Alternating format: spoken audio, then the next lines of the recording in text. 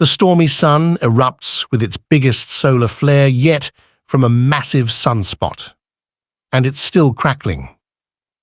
Just when we thought we'd seen the most powerful flares from a colossal sunspot, the sun unleashed its strongest eruption of the weekend yet, triggering a radio blackout even as the star continues to crackle with solar storms. According to NOAA's Space Weather Prediction Center, SWPC, the dynamic solar flare occurred late Saturday, May 10th, from an active sunspot region called AR3664. It peaked at 9:23 p.m. EDT, 0123, May 11th GMT, registering as a massive X5.8 class flare, SWPC officials said. As a result, parts of some of the Earth's sunlit side had temporary or complete loss of high-frequency HF radio signals.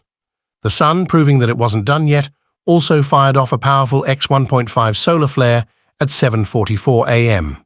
EDT, 11:44 GMT, NASA officials said. X-class flares are the strongest types of solar eruptions from the sun, and while flares can last anywhere from a few minutes to hours, to get these high magnitudes aren't as common.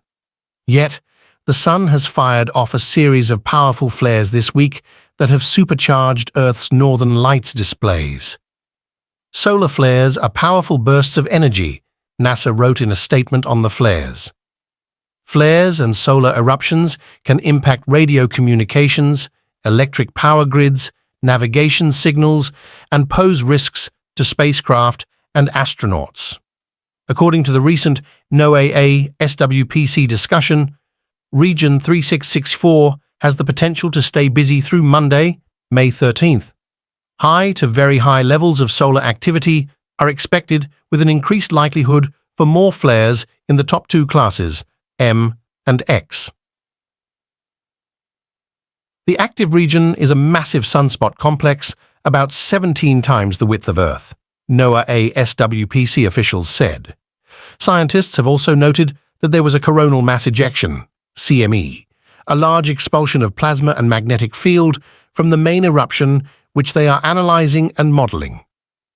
This could bring additional impacts to Earth in the coming days, including issues with power grids, telecommunication networks, and to satellites in orbit, as well as another opportunity for a charged-up view of the northern lights for some locations.